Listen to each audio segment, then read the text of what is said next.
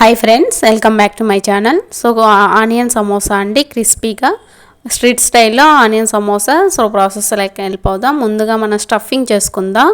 So stove on చేసుకొని ఒక బాండీ పెట్టుకోవాలండి. 2 స్పూన్లు ఆయిల్ వేసుకోవాలి. 1 స్పూన్ వచ్చేసి జీలకర్ర వేసుకోవాలి. 1 కప్ ఆనియన్స్ వేసుకోవాలి. 2 పచ్చిమిర్చి ఏమో చిన్న ముక్కలుగా కట్ చేసుకొని ఈ విధంగా వేసుకొని ఒకసారి బాగా కలుపుకోవాలి. తగినంత సాల్ట్ వేసుకోవాలి. 1 స్పూన్ వచ్చేసి గరం మసాలా వేసుకోవాలి. 1/2 టీ స్పూన్ ఏమో అల్లం వెల్లుల్లి పేస్ట్ వేసుకోవాలి. 1/2 టీ స్పూన్ ఏమో పసుపు వేసుకోవాలి. తగినంత కారం వేసుకొని ఈ విధంగా ఒకసారి బాగా కలుపుకోవాలండి. సో మన ఆనియన్స్ అనేది మొత్తం బాగా ఫ్రై అవ్వాల్సిన అవసరం లేదు, లైట్గా మగ్గితే సరిపోతుంది. సో కొంచెం కొత్తిమీర వేసుకొని ఒకసారి ఈ విధంగా కలుపుకోవాలి. సో స్టవ్ ఆఫ్ చేసుకోవాలండి.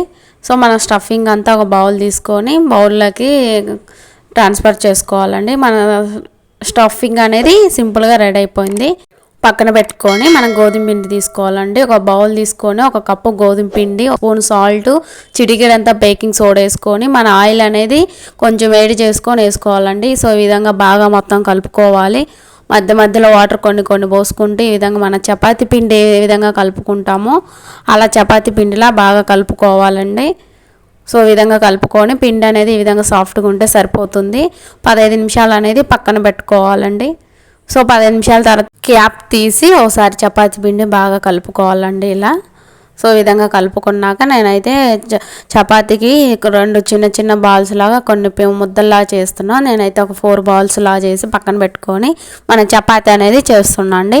సో చపాతీ అనేది ఎంత పతలాగా చేస్తే అంత క్రిస్పీగా వస్తుంది. సో నేనైతే ఈ విధంగా వీలైనంత వరకు అంత పతలా చేసి పక్కన పెట్టుకుంటున్నా ప్లేట్లో. మళ్ళీ ఇంకొకటి విధంగానే చేసుకుంటున్నా. సో మన చపాతీలన్నీ ఇలా మొత్తం చేసుకోవాలి. సో నేనైతే ఈ విధంగా చపాతీలన్నీ చేసుకొని పక్కన పెట్టుకొని స్టవ్ ఆన్ చేసుకొని పెంకు పెట్టుకోవాలండి. పెంకు హీట్ అయినాక మన చపాతీలు అనేది ఇలా కాల్చుకోవాలి. చపాతీలు అనేది ఫుల్గా కాల్చుకోవాల్సిన అవసరం లేదండి. జస్ట్ 2 మినిట్స్ 2 సైడ్స్ అనేది కాల్చుకోవాలి. సో నేను చూపించిన విధంగా అయితే కాల్చుకోవాలి. సో ఈ విధంగా చపాతీ కాలినాక పక్కన తీసుకొని ప్లేట్లో వేసుకోవాలి. సో చపాతీలన్నీ ఈ విధంగా కాల్చుకొని ఇదిగో చూపిస్తున్నా కదా, ఇవన్నీ ఒక ప్లేట్లో వేసుకొని మొత్తం ఒకసారి సైడ్గా పెట్టుకొని కట్ చేసుకుంటున్నాండి. మన మెజర్మెంట్సే అవసరం లేదు. సో మనకి సమోసా అనేది పెద్దగా కావాలంటే కొంచెం పెద్ద సైజు కట్ చేసుకోవచ్చు, చిన్నగా కావాలంటే చిన్నగా కట్ చేసుకోవచ్చు. సో నేనైతే ఈ విధంగా కట్ చేసుకుంటున్నా. ఒకటి కట్ చేసుకొని మిగతా దాని సైజు పెట్టుకొని కట్ చేసుకుంటున్నా. సో సింపుల్ అండి. ఈ విధంగా కట్ చేసుకుంటే మనకు అనేది సమోసా అనేది అన్నీ ఒకే సైజులో ఉంటాయి. సో ఈ విధంగా అంతా కట్ చేసుకున్నాక మనం పక్కన పెట్టుకోవాలి.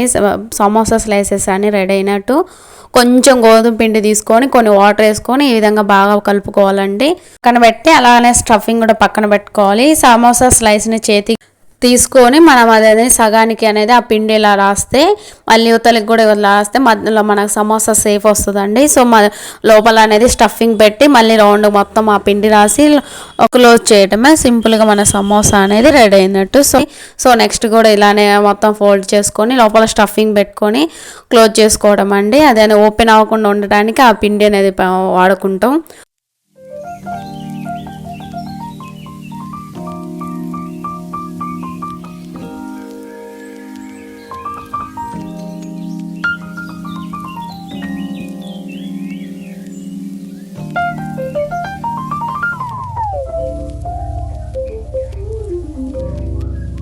సో సమోసా ఈ విధంగా చేసుకొని పక్కన పెట్టుకోవాలండి. డీప్ ఫ్రైకి తగినంత ఆయిల్ వేసుకొని ఆయిల్ హీట్ అయినాక సమోసా అనేది 1 by 1 అనేది వేసుకొని 2 సైడ్స్ అనేది కాల్చుకోవాలి. సో మీడియం మంటలో పెట్టుకొని మనకు అనేది సమోసా కాల్చుకోవాలి, లేదంటే క్రిస్పీగా అంత రాదు. సో మనకు గోల్డెన్ బ్రౌన్ కలర్ వచ్చేదాకా బాగా ఫ్రై అయినాక మనకు సమోసా ఈ విధంగా తీసుకొని పక్కన పెట్టుకోవాలండి. సో మిగతా సమోసా కూడా ఈ విధంగా ఒకటి వేసుకొని 2 సైడ్స్ అనేది బాగా కలుపుకుంటూ క్రిస్పీ వచ్చినాక మన సమోసా అనేది తీసి పక్కన పెట్టుకోవాలి. సో అలాగనే 4 పచ్చిమిర్చి తీసుకొని ఫ్రై చేసుకున్న తర్వాత సమోసా మీద డెకరేషన్ చేసుకోవాలి. సో సింపుల్గా onion crispy samosa ready. So video నచ్చితే లైక్ చేయండి, షేర్ చేయండి, సబ్స్క్రైబ్ చేసుకోండి. ఎలా వచ్చిందో కామెంట్ చేయండి.